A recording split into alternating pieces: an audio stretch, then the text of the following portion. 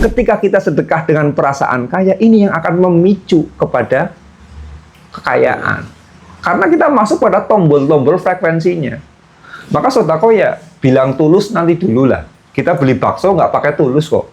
Kita beli bakso pakai kekayaan. Iya kan? Iya. Ya gitu loh. Ya. Nggak pakai tulus enggak. Gitu loh. Apa iya kita masuk supermarket, kemudian mau beli permen, ditanyakan kamu tulus nggak bayarnya? Enggak ditanyakan. Nanti dulu lah soal tulus. Ya gitu loh ya. Itu tulus itu ya bahasa yang paling mudah dipakai oleh orang-orang yang sedang mabuk asmara. Itu menanyakan tulus. Kalau di pasar itu kenalnya uang, nggak kenal tulus.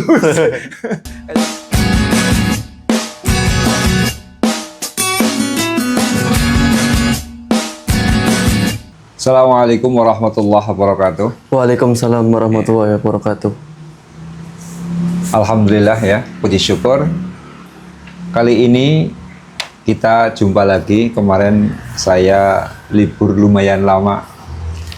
Ya, libur lumayan lama di media sosial karena hari raya Lebaran. Tapi mau memulai lagi, kemudian banyak sekali aktivitas yang harus diselesaikan sehingga tidak sempat untuk membuat video YouTube gitu.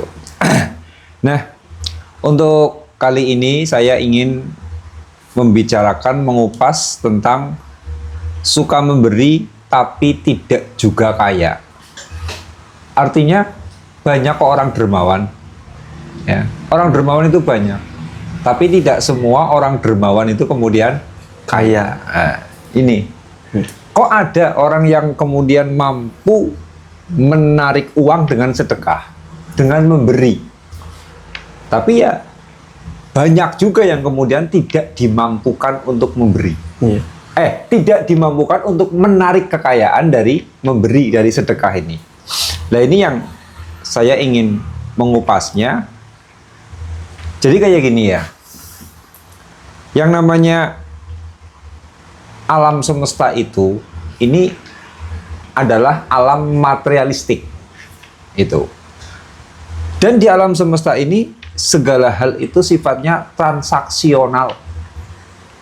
Nah iya, sampai iman saja itu ya ada transaksinya. Nah iya kan, mau masuk surga, ditanyakan, amal baikmu apa? Transaksional kan? Iya. Kayak gitu loh. Kemudian masuk neraka.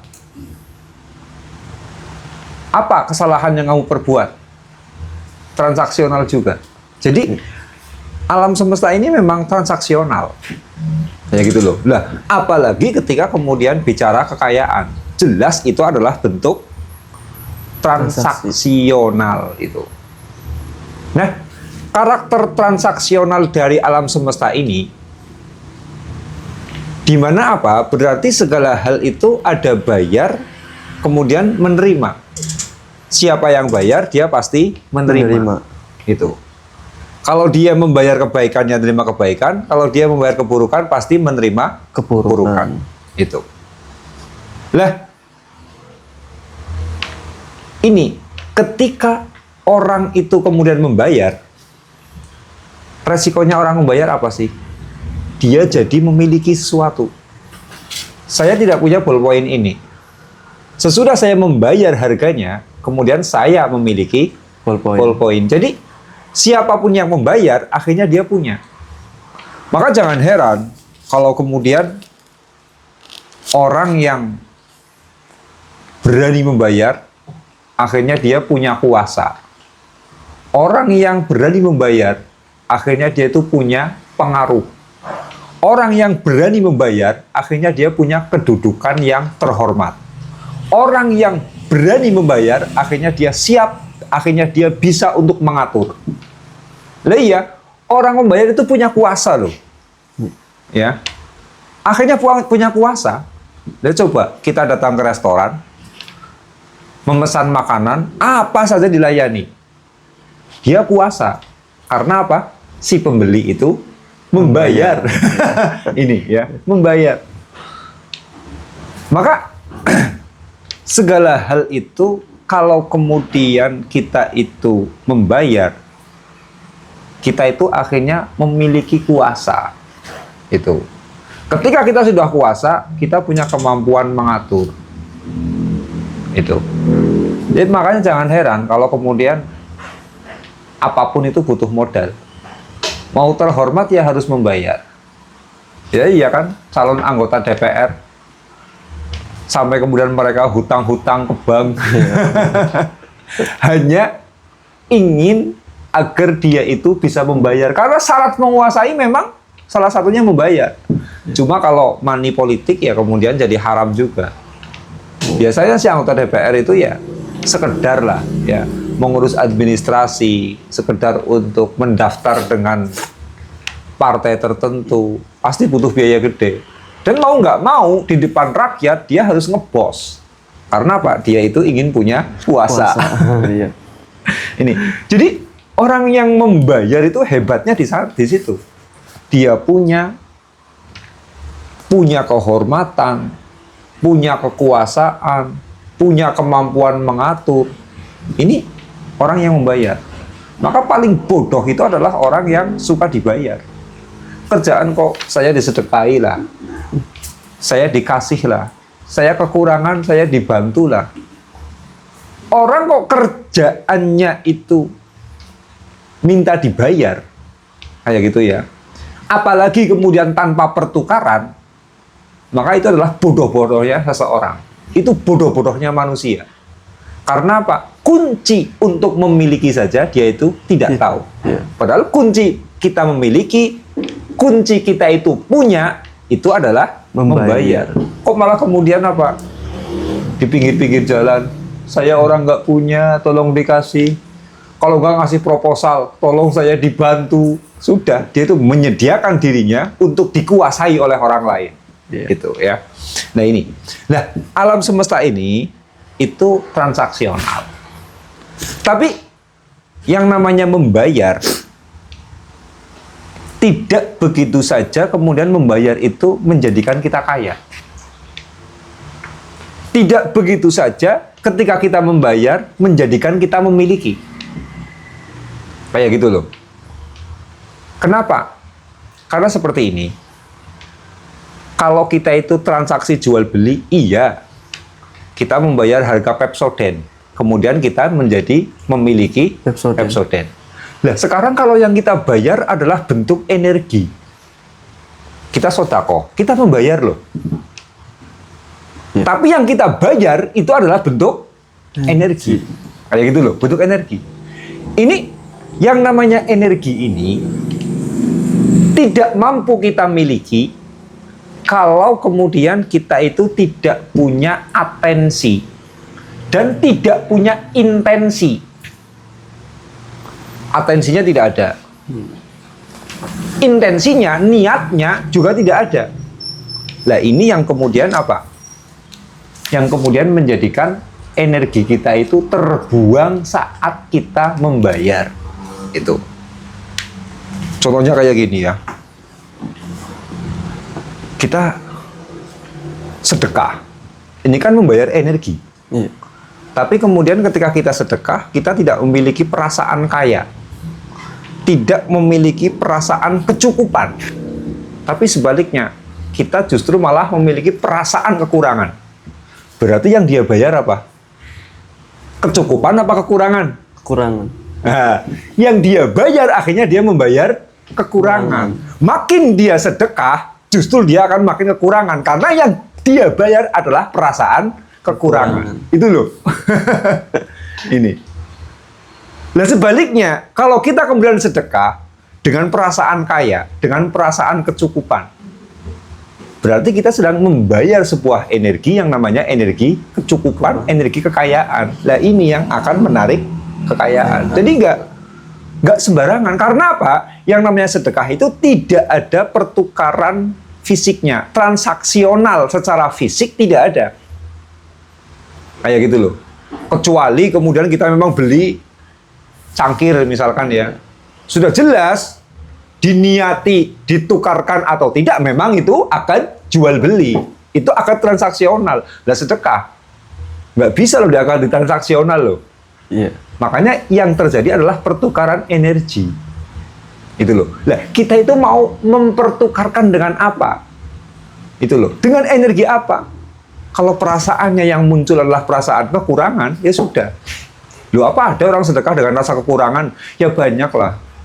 Lah, saya orang nggak punya, ya sudahlah. Sedekah sedikit saja. Ini namanya dia sedekah, tetapi sedang membeli energi kekurangan. Itu loh. Ini. Nah, ini makanya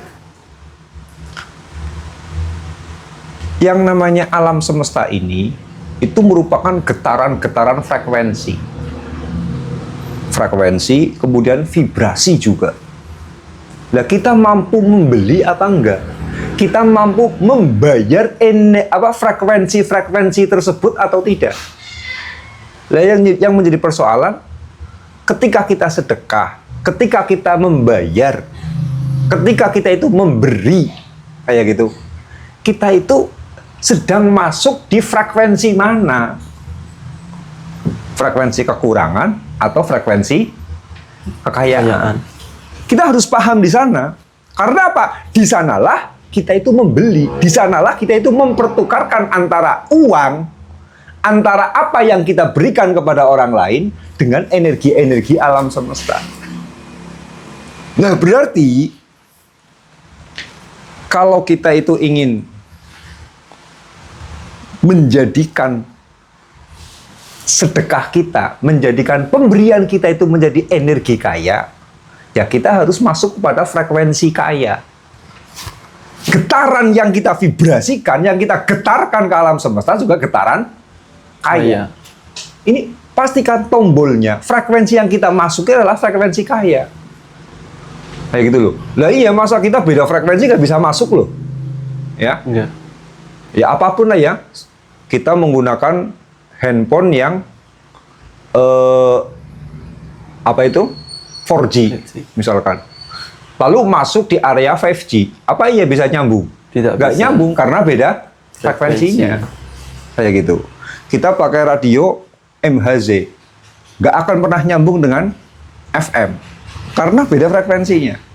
Lah sekarang kita memberi, kita sedekah, kita berada nggak di frekuensi kaya? Berarti ketika kita itu ingin masuk dalam frekuensi kaya, saat kita itu memberi, maka apa? Kita itu harus menggetarkan perasaan kaya. Kita memberi kepada orang lain dikarenakan kita kaya. Itu. Dikarenakan kita kaya. Bahkan saya sendiri sering menggunakan trik kok. Kalau saya itu mau sedekah misalkan ya, mau memberi ya, saya diam dulu berapa detik kayak gini. Saya diam. Diam saya apa coba? Merasakan kekayaan di dalam hati. Saya rasakan betul-betul, saya kaya, saya kaya, saya kaya. Saya sering kayak gitu. Sudah betul-betul mantep, saya kaya. Nih uangnya, saya kasihkan.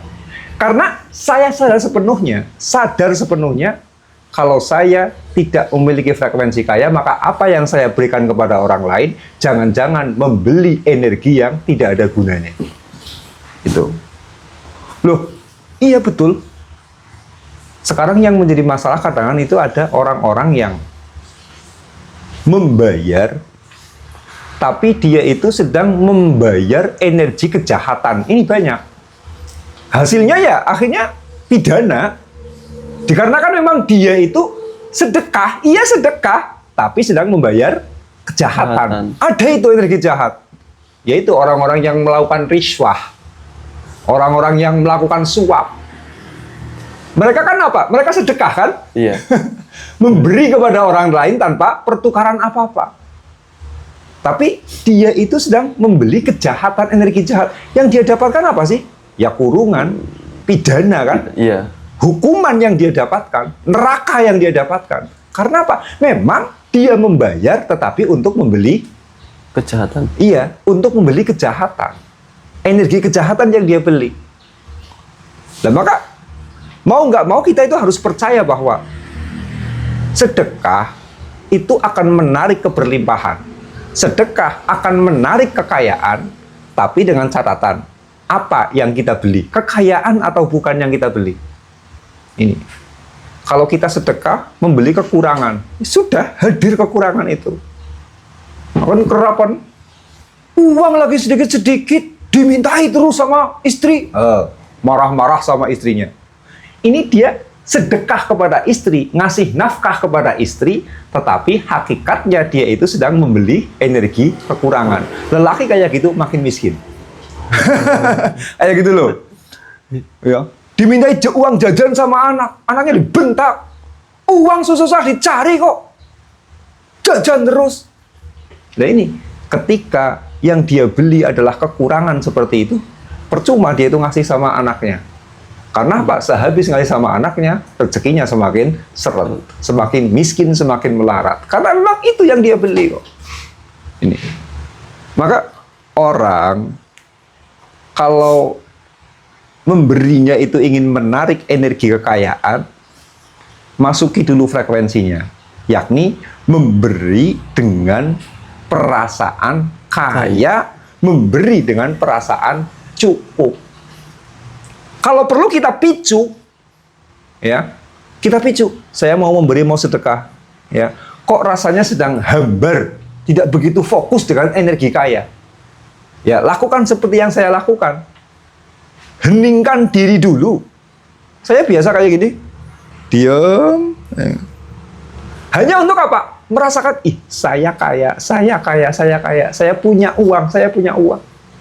Setelah betul-betul hening, merasa tenang hati saya, baru saya berikan uangnya. Itu karena memang betul saya ingin kaya kok. Kayak gitu. Lah, memberi dengan perasaan kaya. Apa iya itu dianjurkan? Ikhlas nggak sih itu? Ikhlas nggak ikhlas saya nggak tahu. Tapi yang jelas Nabi Muhammad itu mengajarkan. Itu loh. Saya menemukan hadisnya ini. Keren. Ya. An Abi Hurairah radhiyallahu anhu qala. Dari Abi Hurairah radhiyallahu anhu dia berkata, Ja'a rajulun ilan nabiyyi sallallahu alaihi wasallam. Ada seorang laki-laki datang kepada Nabi. Faqala. Lalu dia bertanya, "Ya Rasulullah, ayyus shadaqati a'zamu ajran?" Hai Rasulullah, sedekah yang seperti apakah? Sedekah manakah yang paling besar pahalanya? Itu. Kemudian pola Nabi menjawab, "Antusaddiqa wa anta sahihun." Yang pertama, sedekah yang paling gede pahalanya itu adalah sedekah saat kita itu sehat. Itu loh. Jadi kita sedekah pada saat tubuh kita sehat. Ini adalah sedekah yang pahalanya paling gede. Itu. Yang pertama itu. Lah iya kalau orang sakit kan biasanya malah ingin dibantu kan. Iya. Nah, kayak gitu loh ya. Orang sakit yang malah ingin dibantu. Maka yang paling waras sedekah itu ketika sehat itu. Yang pertama ketika sehat. Yang kedua, yang paling gede pahalanya adalah syahihun tahsyal faqra. Adalah orang yang dalam kondisi mental kikir, mental pelit, di mana dia itu takut dengan kefakiran. Jadi kalau kita itu lagi muncul rasa pelit karena takut kekurangan, justru kita itu melakukan sedekah, itu adalah sedekah paling utama. Itu. Dan biasanya kan kalau ada rasa fakir yang muncul, rasa miskin yang muncul ya gitu loh. Aduh nanti uangku berkurang, kok malah disedekahkan ya itu kan. Biasanya kan kita ngikutin, ya, ngikutin perasaan kita. Iya. Nah itu celaka itu, ya. Padahal pada saat itu kita sedang berperang dengan nafsu kita, berperang dengan perasaan miskin kita. Maka saat kita itu muncul rasa pelit karena takut kehabisan uang, justru di situ kita itu paling utama diperintahkan untuk melakukan sedekah. Itu. Nah ini yang sesuai dengan materi kita. Posisi yang ketiga, sedekah yang paling gede pahalanya adalah wa ta'ammal al-ghina.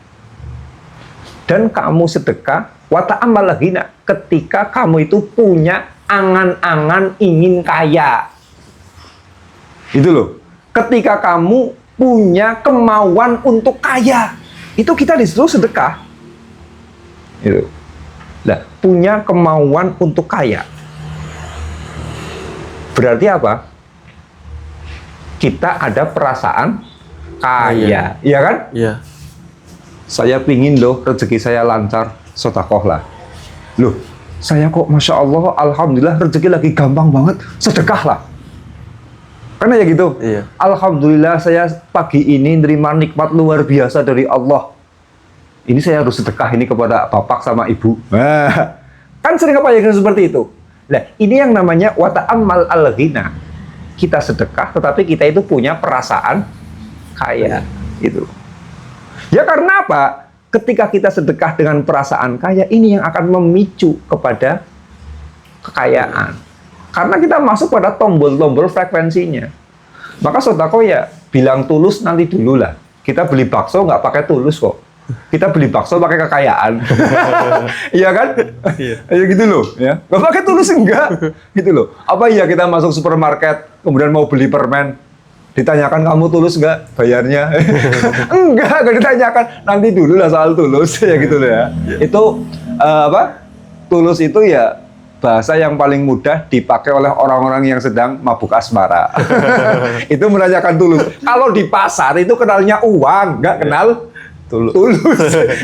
Kayak gitu ya kenal tulus. Jadi ini kita sedekah, tetapi wata'ammal al-ghina, kita ada kemauan untuk kaya, ada angan-angan ingin kaya.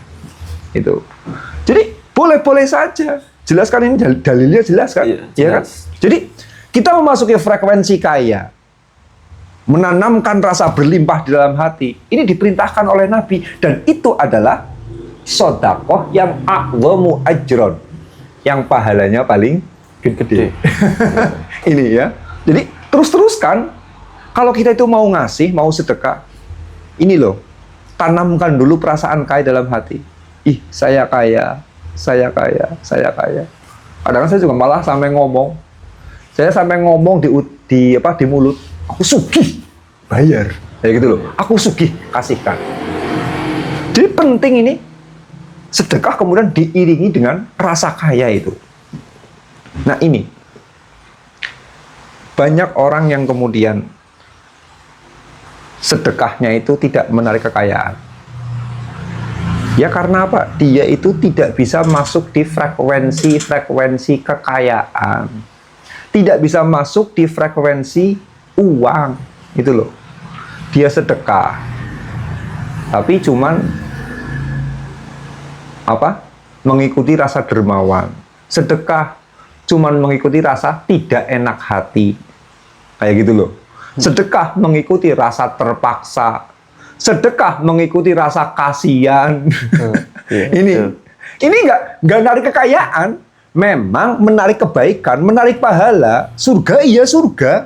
Ini juga amal soleh. Allah juga menerima amal soleh kita, nggak peduli kok. Apakah karena kasihan, apakah karena rasa kaya, nggak peduli. Tapi maksudnya apa? Ketika kita bicara masalah menarik uang, ini sedekah karena kasihan, karena tidak enak hati, karena terpaksa, ya, karena rasa dermawan. Ini sedekahnya itu hanya sedekah-sedekah yang menarik pahala saja, menarik kebaikan. Itu loh. Tapi narik duitnya? Enggak. Sebab ini kemudian banyak orang yang dermawan, kemudian mereka tidak mampu untuk menarik kekayaan. Itu. Paskan dulu frekuensinya. Nah coba, yang ada uangnya, itu dunia bisnis apa dunia sosial? Bisnis. Dunia bisnis ya. Iya.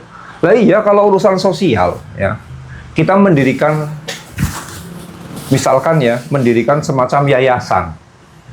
Kemudian ada uang sisa. Itu nggak boleh loh disebut profit loh. Yayasan kok cari profit? Karena itu adalah urusan sosial. Nggak ada uangnya. Urusan sosial itu nggak ada uangnya. Ya gitu. Yang ada uangnya apa? Bisnis. Bisnis. Ini. Yang ada uangnya itu adalah bisnis. Maka kemudian ketika orang itu memberi kepada orang lain hanya dipicu oleh rasa dermawan, suka berbagi dengan orang lain, itu dermawan namanya. Ini hanya menarik kebaikan loh. Karena energinya adalah energi sosial. Yang dia beli hanya energi sosial. Sementara urusan sosial, energi sosial, nggak ada duitnya. Ini. Lihat, nggak ada duitnya. Masa iya kita itu mau kasih makan sama anak yatim biar kita kaya? Layak apa nggak kira-kira? Tidak. Enggak. Karena apa? Urusan sosial memang nggak ada uangnya kok. Apa iya kita itu mau hajatan? Ya, hajatan. Hajatan itu urusan sosial. Itu menikahkan anak kemudian kita hajatan, itu urusan sosial. Apa ya kita mau cari profit dengan hajatan?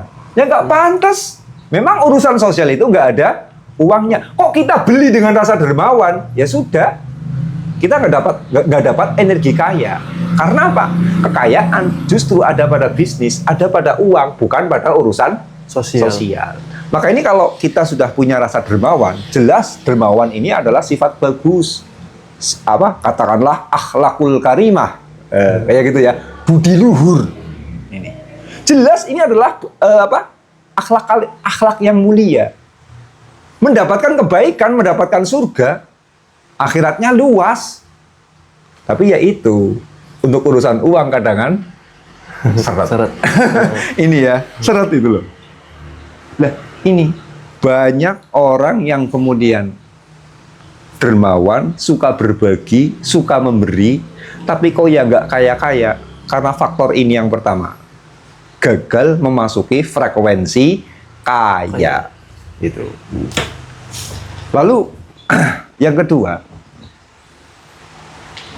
orang kemudian dia itu gagal saat memberi kok tidak bisa menarik kekayaan, itu karena apa? Karena dia itu tidak memiliki perasaan berharga. Artinya apa? Artinya kayak gini, dia berbagi, tetapi bukan untuk menghargai kepada dirinya sendiri. Itu. Tapi aku cuma semata-mata membantu. Ini. Atau semata-mata menolong orang lain. Padahal ini alam matre. Dan saya sering menjelaskan, yang namanya uang itu akan mendatangi mahal kepada sesuatu yang berharga. Emas harganya mahal. Emas itu barang berharga. Iya. Sehingga apa? Didatangi mahal oleh uang. Lah kita ketika sedekah itu muncul rasa berharga diri atau tidak? Loh, orang sedekah itu kan bahagia loh. Asli orang berbagi itu bahagia. Kemudian apa? Merasa gagah. Orang berbagi itu merasa gagah karena membayar. Beda dengan orang yang minta. Jangankan minta duit. Kayak gitu loh. Minta hutangan yang ada janji mau dikembalikan. Itu saja rasanya malu nggak ketulungan. Rasanya kecil hati loh. Malu. Kayak gitu. Lah sekarang, kalau kita memberi, perasaannya beda. Pasti adalah perasaan gagah, perasaan berharga. Itu. Maka yang namanya sedekah dipromosikan bolak-balik, dikampanyekan bolak-balik bahwa sedekah itu menarik kaya. Ya karena memang ketika orang bersedekah, dia ada perasaan berharga. Sementara ini alam semesta. Alamnya alam matre. Apapun yang berharga akan didatangi banyak uang. Itu. Nah, kadang ini ada orang-orang yang berbagi, yang memberi kepada orang lain, tetapi tidak menemukan perasaan berharga diri di dalam hatinya. Ini juga menjadi pemicu kenapa sedekahnya itu tidak menarik uang. Itu. Tidak memiliki perasaan berharga. Contohnya gimana? Ya, dia sedekah, tetapi sedekahnya biasanya karena rasa terpaksa misalkan. Terpaksa banget sedekah. Karena nggak enak hati sama tetangga, nggak enak hati sama teman, nggak enak hati sama orang lain, kayak gitu kan? Atau terpaksa karena apa? Harus membayar, kayak gitu. Anaknya sekolah, pas ada bayaran semester, Dengan terpaksa dia harus mengeluarkan uang. Nah ini kan dia membayar, tetapi apa? Tidak memunculkan rasa berharga diri. Sedekah, tetapi tidak memunculkan rasa berharga diri. Yang muncul adalah rasa terpaksa itu. Yang muncul adalah rasa tersinggung. Kalau yang muncul rasa tersinggung, ya sudah, itu yang dia beli. Itu yang transaksi yang terjadi itu, secara energi. Kayak gitu loh. Kalau kemudian karena rasa terpaksa, ya sudah, sakit hati yang dia beli berarti. Yang terpaksa kan sakit hati kan? Iya. Dia sedang membeli rasa sakit hati. Ini repotnya. Itu loh. Maka kita itu sedekah, itu munculkan rasa berharga diri. Makanya banyak orang yang sedekah itu sampai sembunyi-sembunyi. Karena apa? Dia tidak ingin berharga di depan manusia, tetapi dia ingin berharga di depan Allah, di depan Tuhan. Sampai berapa? Sembunyi-sembunyi. Kalau saya sih males. Loh, malesnya apa sih? Ya, kebaikan kan perlu kita syiarkan kepada orang kan? Iya. Kayak gitu loh, ya. Perlu kita syiarkan supaya orang lain meniru. Ya kadang-kala lah dipamerkan. Lalu sama saja kan? Ya, itu loh. Dalam Al-Quran kan jelas, kamu sedekah dengan sembunyi-sembunyi, sedekah dengan terang-terangan, sudah sama saja. Itu loh. Jadi, saking ingin mendapatkan rasa berharga di depan Allah, kadang-kadang orang sedekah itu sembunyi-sembunyi. Lah kadang-kadang ada orang yang sedekah sembunyi-sembunyi bukan ingin berharga di depan Allah. Tapi apa? Malu. Karena sedikit sedekahnya ngumpet aja gitu kan ya. Iya. Sedikit sedekahnya ngumpet. Lah itu loh. Ini sedekah tapi tidak memiliki energi berharga. Maka itu orang yang kalau sedekah itu kecil, ini pasti dia kesusahan menemukan rasa berharga diri. Dan ujung-ujungnya dia susah juga menemukan kekayaan. Karena apa sih? Dikarenakan dia sedekah, tapi ya ini tidak bernilai. Ketika barangnya yang disedekahkan tidak bernilai, ya nggak membawa rasa gagah lah. Nggak membawa rasa kaya, itu enggak. Kayak gitu. Kemudian, ini yang kedua. Yang pertama tadi apa? Yang pertama adalah Rasa. apa? Kita sedekah tetapi memasuki frekuensi kaya. Yang kedua adalah kita sedekah tapi punya perasaan berharga itu. Nah ini, jadi dua perasaan ini yang kita perhatikan. Itu saya lihat memang sudah bagus sekali untuk menarik frekuensi kaya saat kita sedekah. Nah, sekarang yang ketiga, itu orang sudah suka memberi, tapi kemudian tidak bisa menarik kekayaan. Ini kadangkala apa?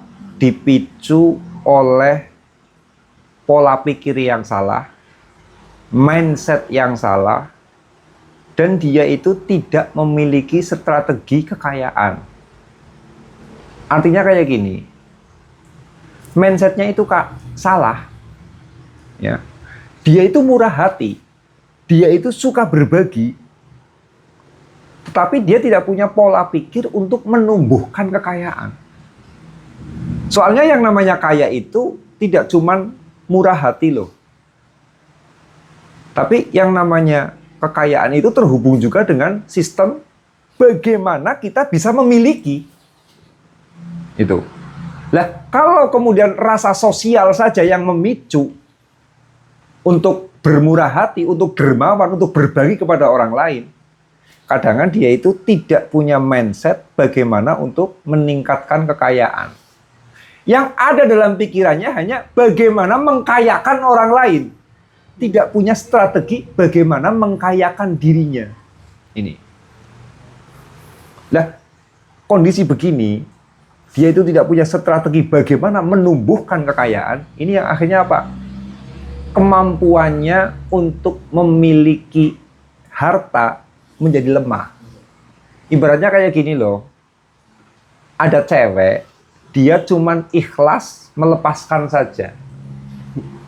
Aku rela patah hati, aku rela kau selingkuh. Iya, dia jago kalau melepaskan, kalau meridoi orang lain, orang yang dia cintai lepas, dia jago. Tapi ketika dia itu disuruh mengikat tidak bisa, kira-kira bisa punya si cewek itu nggak? Nggak bisa. Makanya yang namanya mencintai, ya iya, satu sisi kita itu melepaskan, tapi kemudian sisi yang lain, kita juga punya kemampuan untuk mempertahankan dan memiliki. Nah, biasanya orang-orang yang pola pikirnya itu tidak sadar pentingnya menumbuhkan kekayaan, bagaimana dia membangun kekayaan, ini selera untuk menarik energi dari orang lain kepada dirinya kecil. Yang ada cuma dia berkorban kepada orang lain, memberi kepada orang lain, membantu kepada orang lain. Tapi dia itu kemudian apa? Tidak tega ketika mengambil dari orang lain untuk dirinya. Itu. Orang-orang kayak gini ya biasanya karena memang energinya untuk memiliki itu kecil, ya susah kaya juga. Sekalipun dia sangat murah hati. Karena apa? Nggak ada mindset, nggak ada strategi bagaimana dia memiliki kekayaan. Itu loh.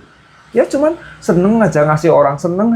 Iya, dia seneng ngasih orang, tapi nggak ada selera memiliki. Ya sama aja kan. Dia ridho kalau ceweknya selingkuh. Kayak gitu. Tapi disuruh mempertahankan cinta, dia nggak sanggup. Ya bubar ceweknya lah. Kayak gitu loh. Nah, ini yang terakhir seperti itu. Jadi ada orang-orang yang memang, ya, ada orang-orang yang memang tidak sanggup untuk memiliki uang, seleranya kecil untuk menerima, untuk memiliki. Yang ada hanya berbagi, berbagi, berbagi. Ada model orang yang seperti itu. Lalu yang keempat, orang yang kemudian gemar memberi, tapi tidak mampu menarik energi kaya. Itu kadangkala orang tersebut tidak mampu menyeimbangkan diri, tidak punya keseimbangan antara memberi dan menerima. Itu loh. Jadi dia itu kalau memberi oke. Tapi kalau menerima punya rasa tidak enak hati yang sangat tinggi. Ini. Kadang-kala ada loh orang yang kalau kita itu mau memberi susah banget. Ini. Boten, ampun, cekap saya itu. Ini kalau orang Jawa kayak gitu kan ya. Enggak cukup sudah. Enggak usah. Jadi seolah-olah dia itu menolak untuk menerima. Padahal yang namanya kehidupan itu adalah kalau kita sudah memberi ya pasti lawannya adalah menerima. Kalau kita itu menabung lawannya adalah berhutang, iya kan? Iya. Ada malam ya kemudian ada siang. Kalau kemudian kita itu sudah memberi, ada kewajiban memberi, kita juga ada kewajiban menerima. Kayak gitu. Sebaliknya, kalau memang kita sudah menerima, kita juga ada konsekuensi untuk memberi. Nah, ini banyak orang yang kemudian yang dia prioritaskan ini hanya apa? Hanya memberi. Saat dikasih susah banget. Itu. Saat diberi, saat harus menerima, dia itu susah sekali untuk mampu menerima. Kadang-kadang ya saking nggak enak hatinya, sudah cukup, enggak, nolak terus sampai muter-muter. Kalau saya sih, orang kayak gitu kebanyakan drama aja gitu loh, ya, kebanyakan drama. Nah, kadangkala karena rasa tidak enak hati, kadangkala juga dia tidak sanggup menerima itu dikarenakan memang dia tidak menyadari bahwa bagian daripada kehidupan itu adalah punya kemampuan untuk menerima. Ya oke lah, kalau menerima gaji kita sudah kerja. Iya. Itu wajar. Tapi hidup itu ada bentuk penerimaan di mana penerimaan tersebut adalah penerimaan secara fee, secara gratis. Mau nggak mau itu loh, kita nggak bisa nolak itu. Kayak gitu. Nah ini Ketika kita itu menerima gratis, mampu nggak kita menerima? Yang penting kita sudah sadar, oh ini pemberian tidak menghina kepada saya, ini pemberian tidak merendahkan kepada saya, ini pemberian tidak memberatkan diri saya. Kalau kita sudah mampu mengecek hal-hal yang kayak gini, artinya di balik pemberian tersebut tidak sedang merendahkan kepada kita, ya kita harus sadar, iya saya sudah ngasih. Maka ada waktunya saya untuk menerima. Jadi ya sudah, memang sunatullah kok. Kita makan ya kita berak. Ada orang yang menabung ya ada orang yang hutang. Ya gitu. Kalau kemudian ada orang memberi, ya pasti ada orang yang menerima. Ini sudah menjadi sunatullah. Loh, ngapain kita menolak-menolak? Kayak gitu. Kadang-kadang saya sebetulnya ya nggak enak hati juga. Lihat santri uangnya masih pas-pasan, masih kecil. Kayak gitu ya. Pas lebaran misalkan sowan sama saya, kemudian pakai amplop, di hati saya ya nggak enak. Ya Allah, mereka aja masih kekurangan. Kok malah ngamplop sama saya misalkan. Padahal uang saya lebih banyak. Tapi pada saat muncul rasa seperti itu, saya menolak sendiri. Ya sudahlah, ini sunatullah kok. Saya sudah ngasih kepada mereka, akhirnya ya mereka menghormati kepada saya, ngasih amplop sama saya. Ya saya terima. Kadang-kadang saya nggak ngajar, nggak apa. Ya, artinya apa? Kadang-kadang saya nggak kenal, nggak pernah ketemu sama orangnya. Hanya gara-gara menyimak konten saya di YouTube, membaca tulisan saya di website, atau ngikutin saya di Facebook dan lain sebagainya. Saking terima kasihnya sama saya, tiba-tiba transfer duit misalkan. Ya nggak enak hati memang. Itu loh. Orang menerima gratis itu nggak enak hati. Kadang-kadang malu juga kok. Iya. Kayak gitu loh. Tapi apa?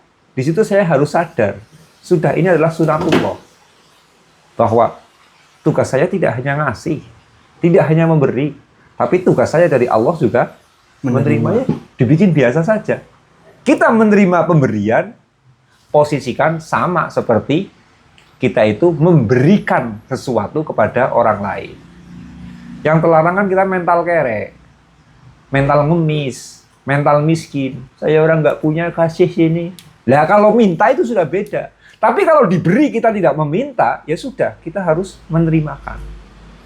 Nah, kadang ini ya, banyak orang yang akhirnya dia itu gagal kaya. Padahal dia sudah dermawan, dia tidak kaya-kaya, dikarenakan dia ini tidak ada keseimbangan antara memberi dengan menerima. Iya, kalau memberi ngotot dia itu. Tapi kalau menerima, waduh, itu loh, susah, muter-muter, banyak drama macam-macam. Oh, tinggal terima, selesai kok. Kayak gitu loh. Jadi, ini efeknya kalau orang itu tidak punya kemampuan untuk menerima, itu efeknya bisa kelaparan. Kayak gitu. Nah, ya orang nggak bisa makan, nggak bisa ngasih nutrisi ke tubuhnya sendiri. Kayak gitu kan. Akhirnya kan kelaparan kan. Iya. Itu. Anemia dan macam-macam, lemes, kurang oksigen, macam-macam. Sama, orang yang kemudian fokusnya hanya ingin memberi terus, tapi dia tidak punya kemampuan untuk menerima, sama. Dia oksigennya kurang. Oksigen rezekinya kurang loh. Itu. Anemia dia itu. Jadi sama saja. Maka saat kita memberi, iya, itu memberi memang bagian dari mental kaya. Tapi kita nggak bisa lepas dari yang namanya sunatullah, yang namanya menerima. Jadi sudah terima saja. Seperti itu. Jadi ini ada 4 hal yang saya pantau ya. Kadang-kadang menjadikan seseorang yang sebetulnya sudah suka memberi, seseorang sudah dermawan, tapi kemudian tidak mampu menarik kekayaan, ini 4 hal ini. Pertama, dia tidak mampu masuk ke frekuensi kaya. Ya. Kemudian yang kedua, dia tidak punya perasaan berharga.